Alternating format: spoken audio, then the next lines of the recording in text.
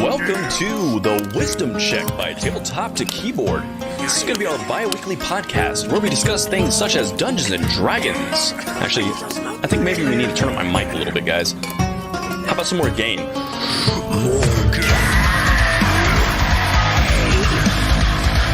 is so much This is the intro to end all intros. Talk about Dungeons, Dragons, and Now, I don't think that's proper. This is a family show after all. This is the intro we can use, fellas. It's good, clean fun for everyone. Welcome to the Wisdom Check, where we have wholesome conversations about the dilemmas we face every day. Nah, hold on a second. I got your intro right here. Yeah, that's better. Welcome to the Wisdom Check. Well, I'm right, just wrong. We're gonna have guests on to talk about it. It's gonna be awesome, because I said so. He is right. He did say so. I don't know. Is surf music the best music for a podcast about D&D? Fuck yeah. Okay. This just in, nobody can agree on our intro for this podcast. So we're just going to start. Welcome to the Wisdom Check. Roll for initiative. Fuck. A 1. It's like every time. Welcome everybody to the Wisdom Check here at TT2KB. As soon as our viewers can figure out how to actually hear us. Clint says actually there was no sound. Okay, so he's not crazy. No one really could hear us initially. We won't throw him completely.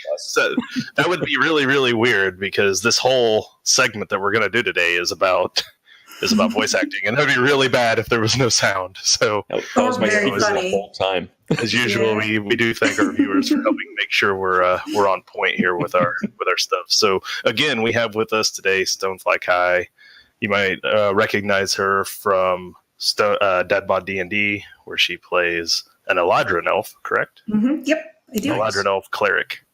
Mm-hmm. Who's a delightful cleric because she hates healing other people. She comes from Bauer and Harrow's school of healing. You don't heal the party, and if you do, you complain about it the entire time that you had to waste a cool spell slot on healing someone else's party. So that's what I love about her character when I watch it. It's so great.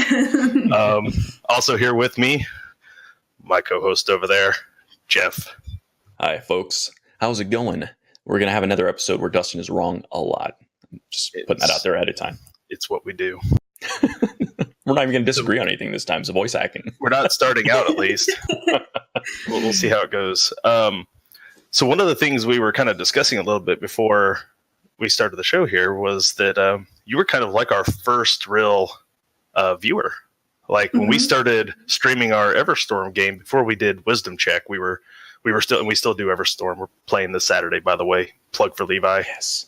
Saturday we play. It'll be awesome. But when we first started, it was like maybe our first or second game. Like you had hopped into chat, and we were like, "We have a viewer! Yay, one viewer!" Like we were. And you've been there like pretty much consistently every game since then. Mm-hmm. And I know if you can't catch the whole thing, you keep up on via the bots, yeah. Mm-hmm. So you've always been there, one of our biggest and first supporters. So we thank you obviously for that. One of the reasons I really wanted to get you on here to do a segment like this with us was to thank you for being there from the get-go.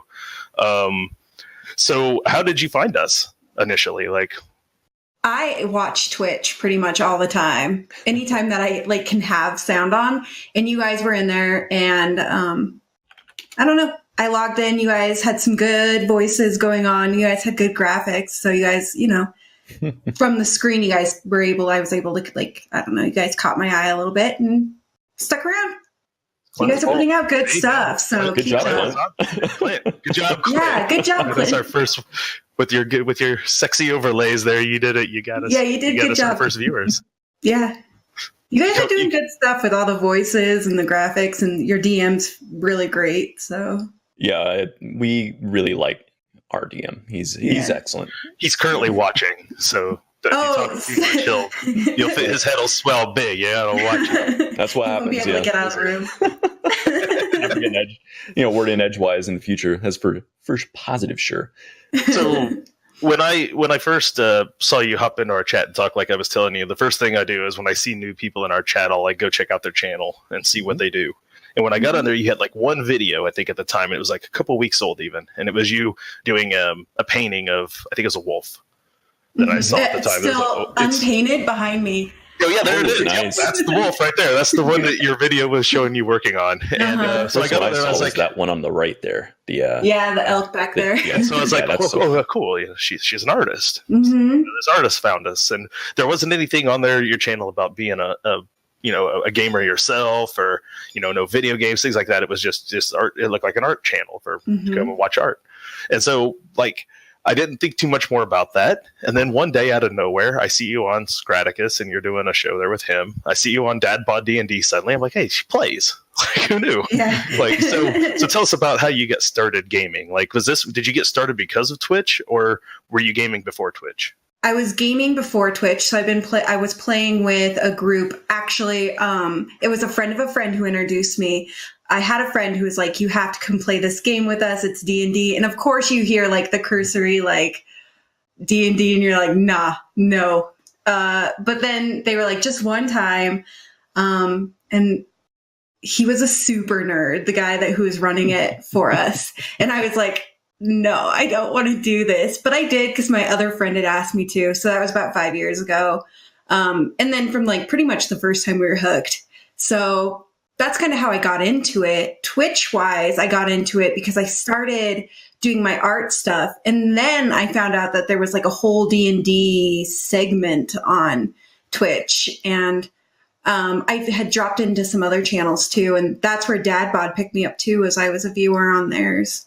So that's really cool. So you were saying earlier, like super nerd. So it's one of those things that kind of pushes people off, right? The stereotypes that kind of come along with gaming. Yeah. Like I wonder if that's part of the reason why there's so few women in gaming.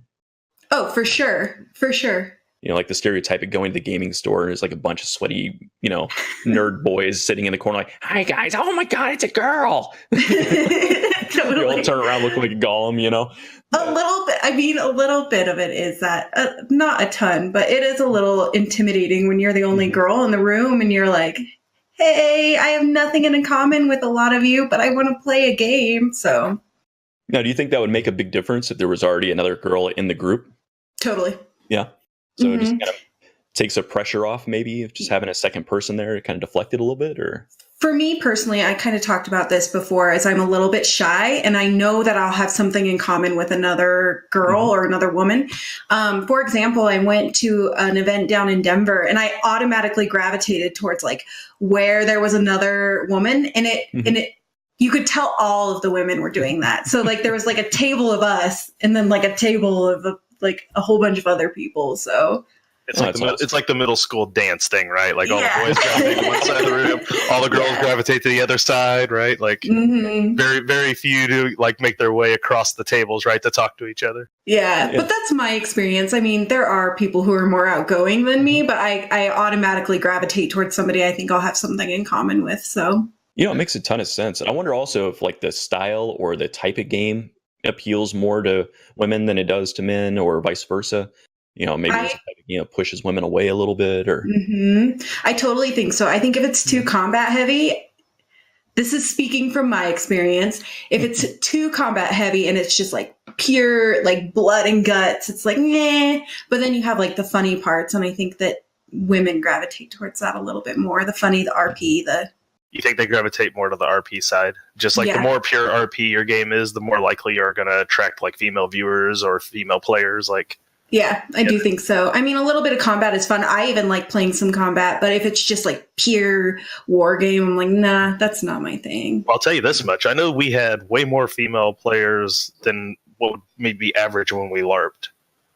Where it's costumes, it's pure acting, like 99% of the time. Like it was pretty even mixed between male female at LARP, and I think that most of the tabletop like wargaming scenarios, like when we would play at like Dragon's Table and other places like that, there was almost always just male dominated. Like there was females almost didn't even know where the building was. Like, like what might go on in there, right? Like it was like his own little hidey hole, like in the side of an alleyway somewhere where you could get in. Now we'll make this clear, folks. Like just because she's answering for herself doesn't mean we're saying this is a blanket statement for all women. And Yeah, you don't have to everyone's represent all women, by the way. everyone's Just gonna put have that a out there. experience. I don't want you to put that everybody pressure has on you. different experiences. Yeah. I want to LARP because it's costumes and makeup. It's like almost like cosplay. And I'm Oh, like, yeah, totally. I Now, want you could do that on your Twitch stream and stuff too. Like, yeah. I know some friends of the channel here, if you ever watch the guys on Getting Dicey, if you ever watch their show, they're in full costume the whole time, and they're not even in the same room with each other, but they're in costume. They got filters on, like they go all out, and they're just sitting at home, like with on camera. Like it's good stuff. Like you can do that even on Twitch, really, if you want to. Yeah, that's true. I did get some elf ears recently. I've been wearing those, so Nice. Well, do you think it helps you? Do you think putting on the ears helps you get into character? Do you feel like you're in character with the ears on? I always felt that way when I played my gangrel too. Like I had a certain hat and a certain shirt, and once I put it on, it was like the uniform, right? Like I was in character, I was ready to go. Yep. Yeah, LARP, there's so much of your personality that comes through your body. Like, like certain characters, like the first character I played really heavily in LARP was like just this super nervous, like deranged kind of like paranoid character. And so like I would spend like 20 or 30 minutes ahead of game just kind of getting ready, just like getting in this weird mindset. And then for like hours after the game, I would just be like really uncomfortable and antsy all the time. It's like, oh, okay, I got to change shirts. Like, everything's fine. I used to have like a music playlist. Yeah. Like on my way to the game, like I would kick on a playlist and it would get me in the right mindset to play my gangrel. Like it was. Yeah. So you were saying earlier you were interested in LARP as something you haven't done yet. In particular, vampires, what you were saying before? Yeah, I want to do a vampire LARP. I want to play a vampire RPG. It's so bad. I haven't done that yet. So, but I've really only done D&D. What? What about it is drawing your attention? A little bit darker than like high fantasy, I think. A little, it's just like a total, I think, 180 from like gnomes and halflings, so. Now, is it like more the kind of the edgy, gritty kind of 90s, kind of punk scene kind of thing to it? Or is it actually like the horror and dark side of things and like the, like I'm an evil character kind of, okay, all of that. Yeah, all of it. I think the evil character part would be a lot of fun. And like the darker side of that, I haven't really played characters like that. I'm starting to kind of dabble in it with my elf that I'm playing right now on Dad Bod, but I think I want to play something that's not the typical D&D scene. Oh, for sure. And something interesting. Vampire's good for that. It's definitely not your normal D&D scene. Yeah. Because it's kind of by design PvP, right? So player versus player. Especially at LARP. Massively at LARP. So is that something that appeals to you? Like the whole like kind of the cattiness of vampire culture and like versus the co-op, politics like in your Waterdeep game, you guys are very co-op. You guys are a team working on problems X, Y, and Z. Like D&D has that sort of party team mentality. Vampire is very much the like keep your friends close, your enemies closer type deal. So is that something that like appeals to you? You think? Yeah, like playing an evil character who's a little bit manipulative, who watch me stutter on my words, who is a little bit more haughty and I don't know, not as fun loving as I usually play the characters I usually play. So yeah, it's nice to get that out there, do something different, because it's really easy to get stuck in one kind of character. Yeah, the chat's talking about you might like a Toreador. It's kind of like the artist and like the. He also thinks you should conduct this entire interview in your Skeezer voice. Yeah, I was you guys don't know. Kai is the mother of otters. So she's a huge otter fan, and Skeezer is an otter gnome. He's based on an otter, so he's right up your alley. See. I mean, if you really want me to do the whole interview in Skeezer voice, I could try. Well, we're going to get to the voices here shortly, so I think there's going to be a point you'll get to use your Skeezer voice. But for right now, we'll continue on it. Real boy voice. Well, it's really cool though that you're interested in branching out. Like one of the things we were talking about before is where do you find these sorts of games? We talked about it in some of the other episodes a little bit, but in particular, a LARP, we were talking about college campuses are probably the best.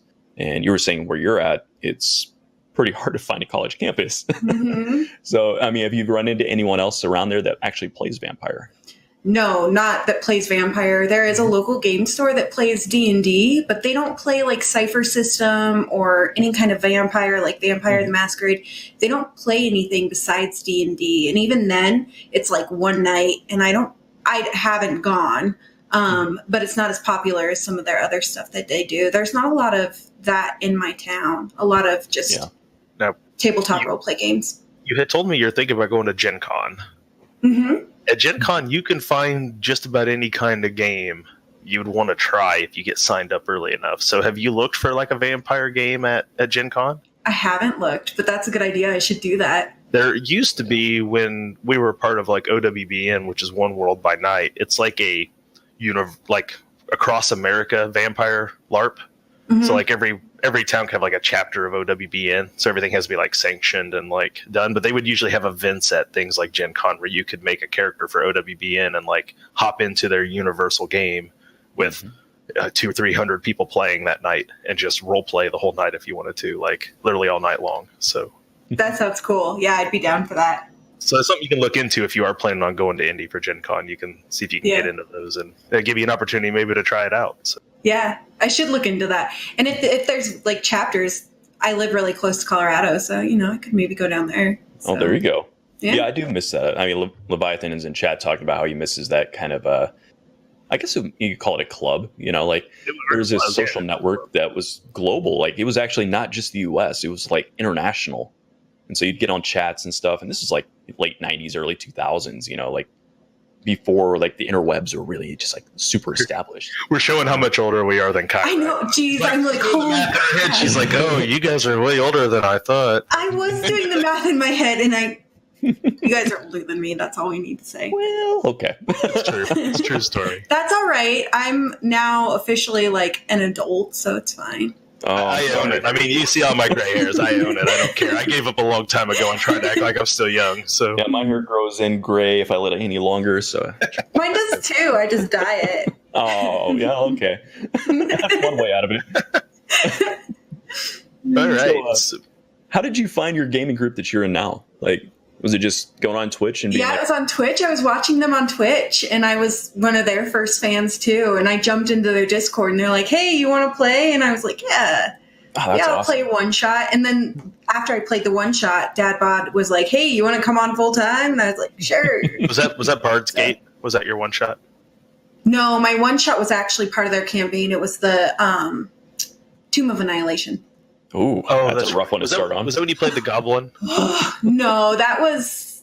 Well, I've played the Goblin twice. I played it for the Bard's Gate, and then something on Scraticus. I can't even remember what it was for. Oh, that's right. The other Goblin you played was on Scraticus. That's right. Because then when I saw you the next time, you were playing in the racing game, the crazy cartoon racer game. The what? The other one. So it's literally like in my head. I don't know what it really is supposed to be, but in my head when I was watching her play, I imagined Speed Racer. Mm-hmm. To me, it was like Speed Racer, the role playing game. Like, well, okay, so that's your take on it.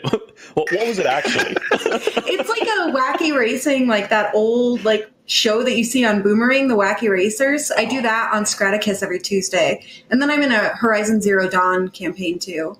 So how does it play? Like, what do you do? It's like a player versus player. You roll to gain speed or, to attack another player with silly things. Like, I don't know. I've dumped oil and feathers on the ground and stuff like that. It's a good time. It's like Mario Kart. Yeah, it's like a mix of the Wacky Racers and Mario Kart. So this is like the old like Hanna-Barbera cartoons. Sort of. It does. It kind of has that feel to it. Mm-hmm. That'd be really fun as a one shot. It is fun thing. It is fun to watch. I've tuned in a time or two and seen it. It is fun to watch. So. Mm-hmm.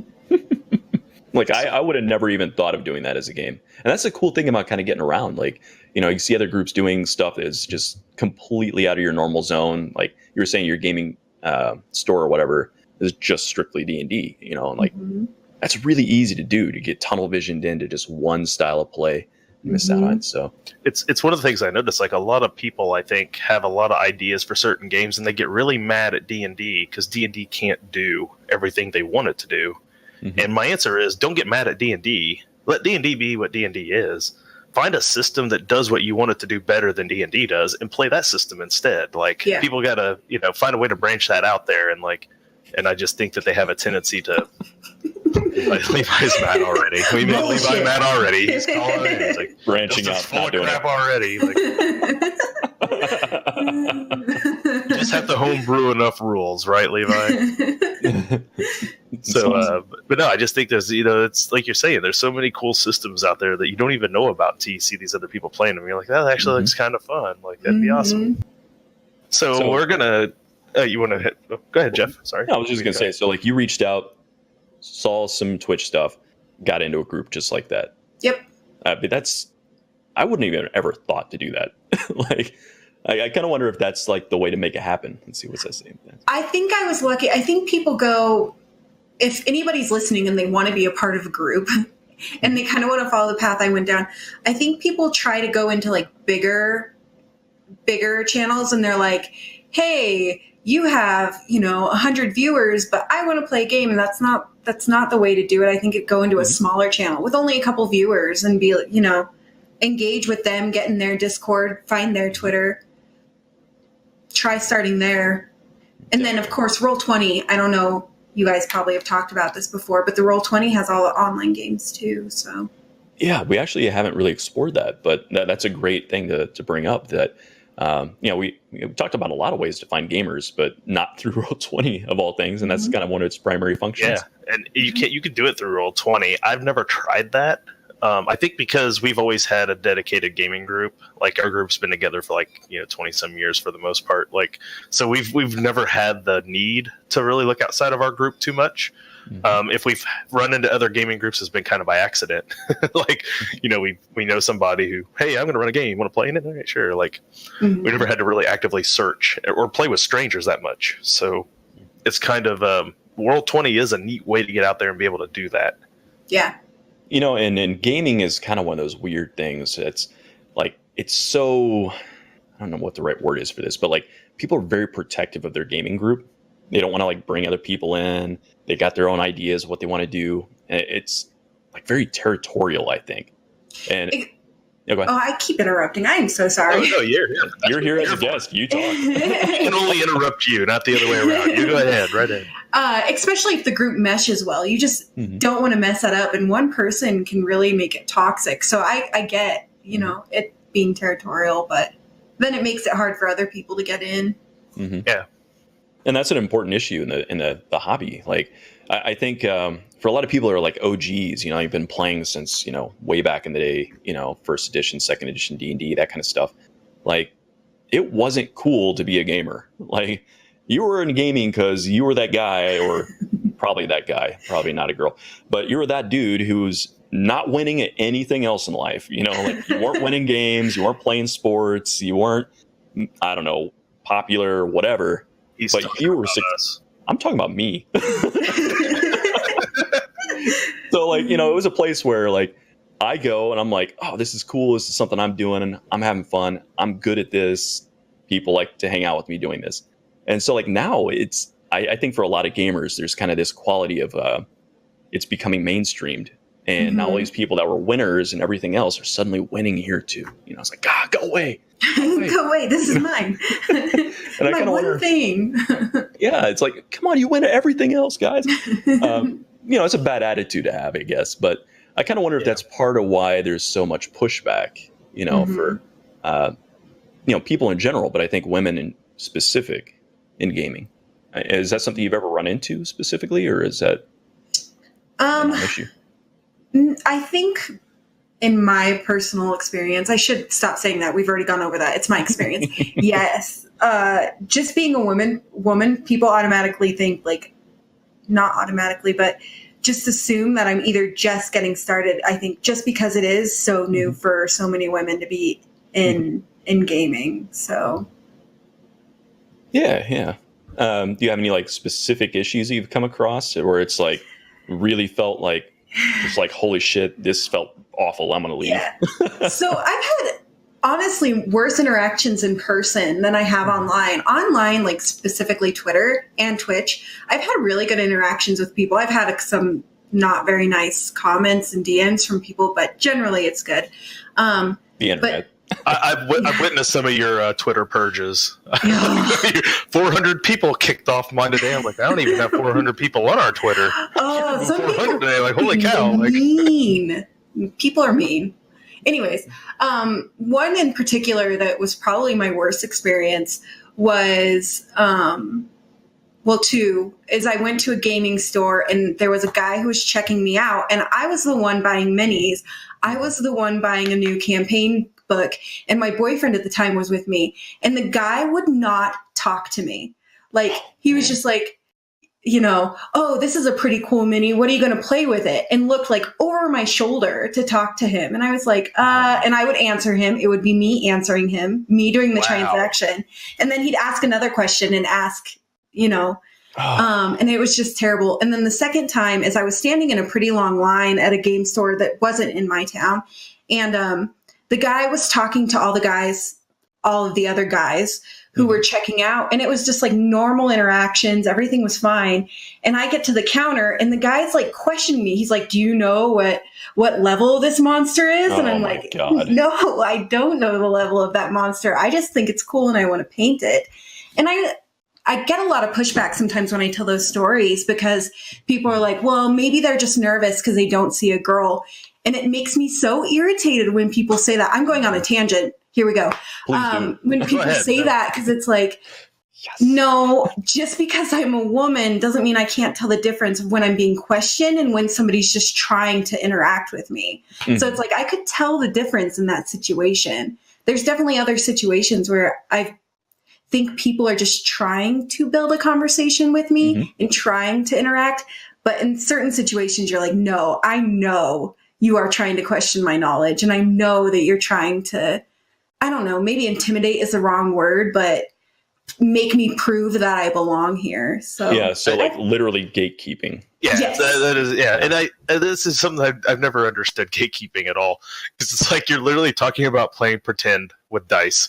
Like, how do you feel like you own playing pretend?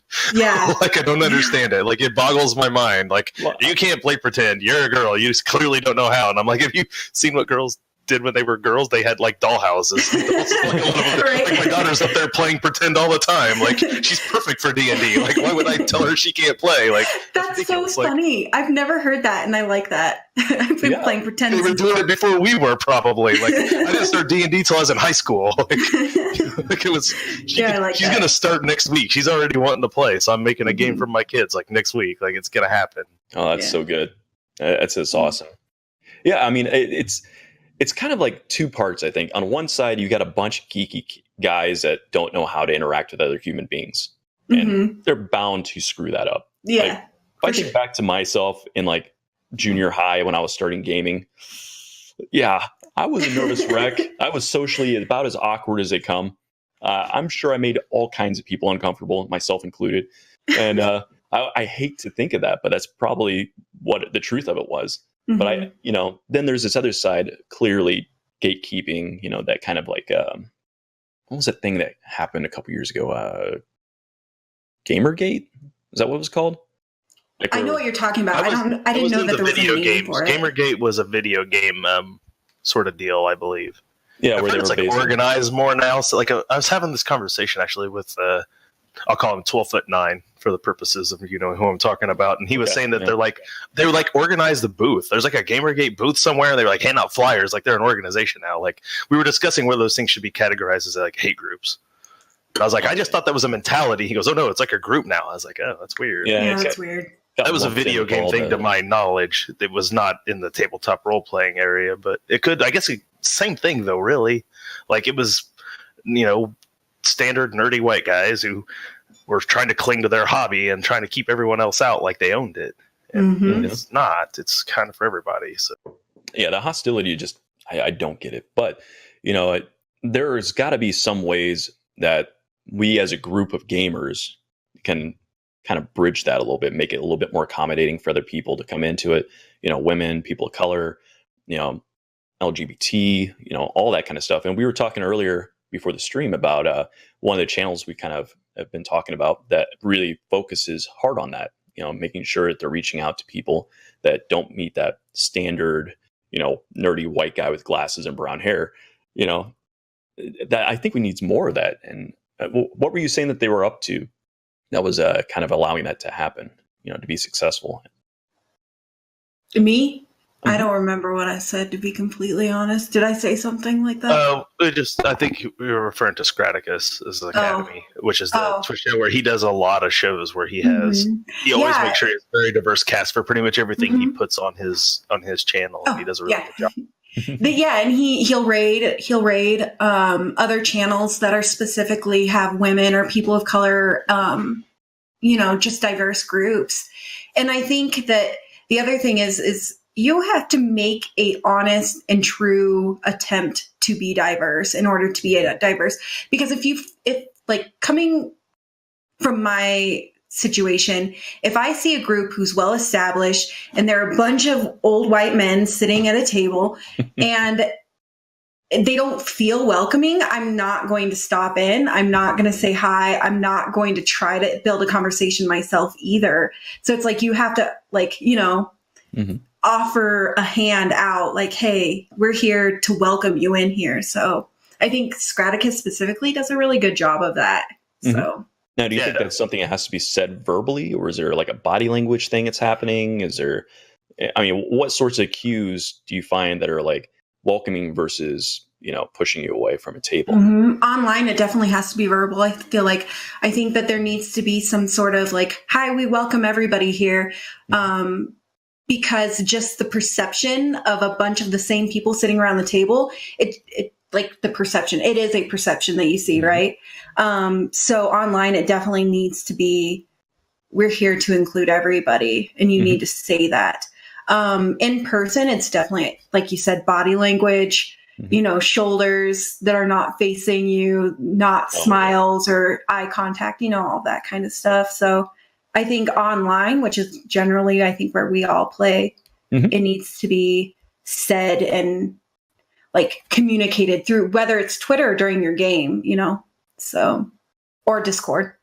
Oh, definitely. In chat, we got Lord Andrew X saying in college he walked around with a player's handbook asking random folks if they played. That's pretty bold. That's brave.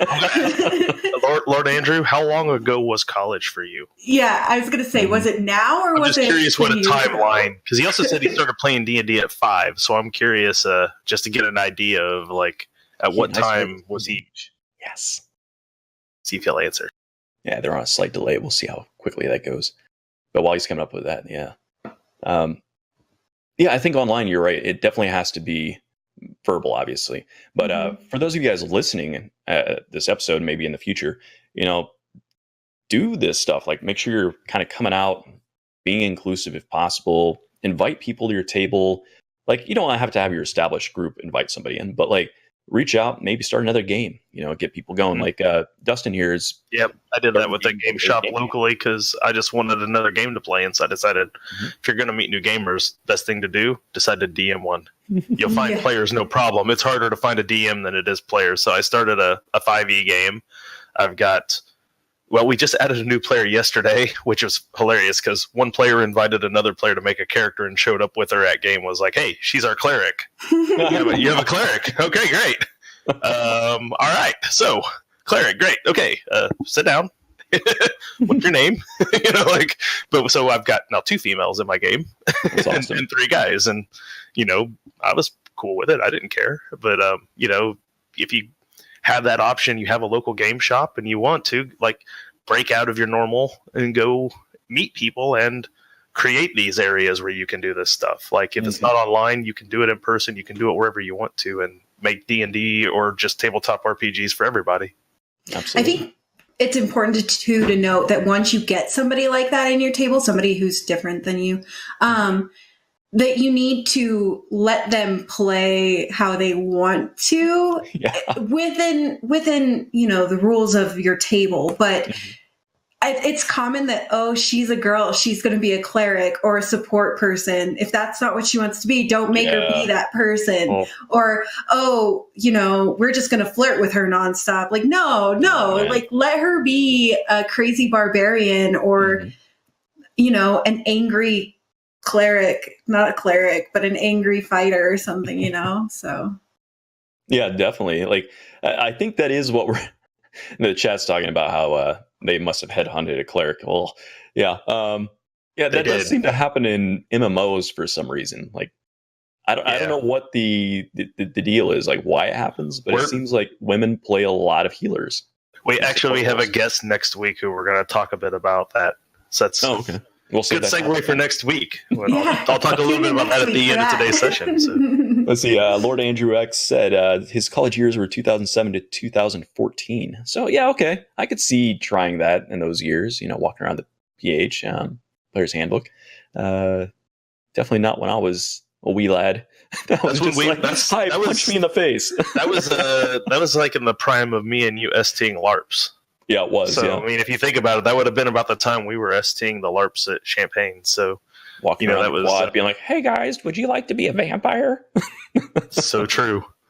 Sadly, that was the pitch. That was the only pitch. If you couldn't say that and them say yes, they were not going to do anything beyond that when it came to LARP. So you want to dress up on Fridays because you have no other life? Come with us. Like that was kind of before it became like super popular to be like into vampires and stuff too, right? No, or was that right around when it was getting popular? Like if you think about like in the 90s, some of the music scene was very goth. A lot of, in my opinion, a lot of those players that kind of got vampire going, like when those LARPs kind of started, a lot of them sprung from that kind of industrial metal goth scene. Yep. So they were very heavily the same groups of people. So it was, I think it started there. I think it got more popular in the early 2000s. I think there for a while, kind of hit its peak. I think it's died off a lot now, though. Yeah, I think the rise and fall occurred with the rise and fall of post-punk and goth music. Yeah, like because we used to actively recruit over at like the goth bars. Like that was just it's true. Yeah, that was like half of our, maybe even 3/4 of our group was straight up from that group there. That might be a different scenario for us specifically because there was those things in Champaign where maybe other cities didn't have it, but it was very much the truth from where we. I think the game appeals to that punk attitude, though, right? Like the books are all kind of the art style, like the edgy, just like fuck you attitude that we kind of had in it. Like that's all like just quintessential World of Darkness, right? If you didn't make one vampire who looked like the Crow, you just did it wrong. Just kind of how it worked, you know. True story. Oh, I want that in my life. Can only have so many crows. Only so they were all over though. Trench coats, the whole 9 yards everywhere, as far as the eye could see. So, but I guess that this would be a good time to go ahead and segue into today's actual topic. We've done a good job of discussing LARPs and everything else, but we got some voices. Oh God! So as promised, I don't want to deny Clint his opportunity to throw us curveballs here shortly. So I want to make sure we got plenty of time for all the curveballs he's threatening to throw at us. Yeah, and chat, this is your opportunity. We're going to be taking requests for types of voices or characters and what we think those voices should be and how to come up with a voice. And if you want to hear us making all kinds of silly voices and embarrassing ourselves to the extreme, well, next episode is definitely going to be for you. Make sure you take a little bit of time, put a like on this if you enjoyed yourself, subscribe so you can get more of our content going forward, and definitely check out StoneFly Kai on Twitch. She does some really cool stuff on there. Check him out on the DadBod gaming group. If you haven't already, make sure you pop on over on our Discord to keep up the conversation and possibly appear on one of our shows. Thank you very much for coming. I'll get that next set of this video out soon. There will be a link over here on the right-hand side for you once I get that ready, and I'll see you there.